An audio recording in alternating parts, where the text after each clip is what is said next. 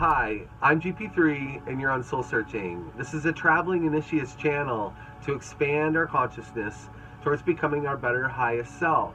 This expansion is brought in through many channels, and I'd like to let you know that this series has been transcribed from Miss Pam Gregory across the pond. We love you, and we thought there would be no better way than to take the words that have been critically downloaded from the ether and imparted through her great long work to help establish hermetical views into the traveling initiate's life. So please like, follow, enjoy, and share. Give a chance to say hi, and let's connect. You're with GP3 on Soul Searching. Hello everyone, and welcome.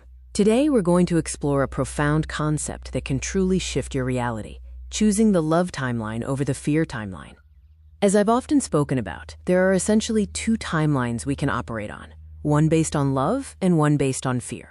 The fear timeline is loud, dramatic, and seems inescapable. The love timeline is quiet, subtle, and built on everyday acts of kindness. The most incredible thing about the fear timeline is that it can actually collapse at the 11th hour. All those supposed plans and impending dread can simply dissolve. The key is to not give it our energy. Do not give your energy as life support to anything you do not want in your reality.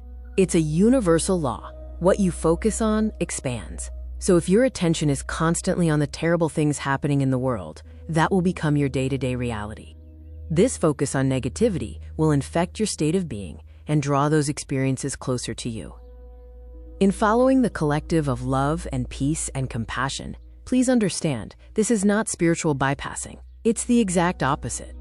It's being in such deep compassion for people living in horrific genocide, war, disease, and poverty that we ask, what is the best possible thing we, the mass of humanity, can do to get us out of that? We can't all deliver aid on the ground, and sending money has its own complexities. But what every single one of us can do, for free, is focus on love, peace, gratitude, and compassion. That's why I set up the nightly meditations, 7 p.m. UK time, 15-minute free meditations. I'll put the link below. You just join energetically. What we can absolutely do is focus on love and peace and gratitude and compassion. And what that does is quantum jump us into a different reality. And I mean the collective, not just, you're all right, Jack, lucky people. Every single one of us can do this to help to jump the collective to a higher timeline. On this higher timeline, horrors are simply inconceivable. It's just impossible to hurt another living being. The fear timeline is clearly loud. It's loud, colorful, dramatic, and overwhelming. It seems inescapable, as if there is no other option. But that's absolutely not true. The love timeline is really quiet. Really quiet. It's ordinary people like you and me, just quietly meditating. It's healers. It's grid workers. It's people who smile at strangers. People who help people with their shopping. It's people who continually send love and compassion out to the world.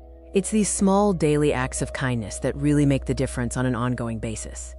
But it's quiet. You're never going to see it on the nightly news, at least not for the foreseeable future. And that is a reality which is equally valid as the loud, dramatic one.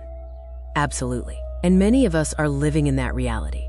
With everyone who can join with their frequency and start to live in love and gratitude and peace and compassion, the scales are really tipping.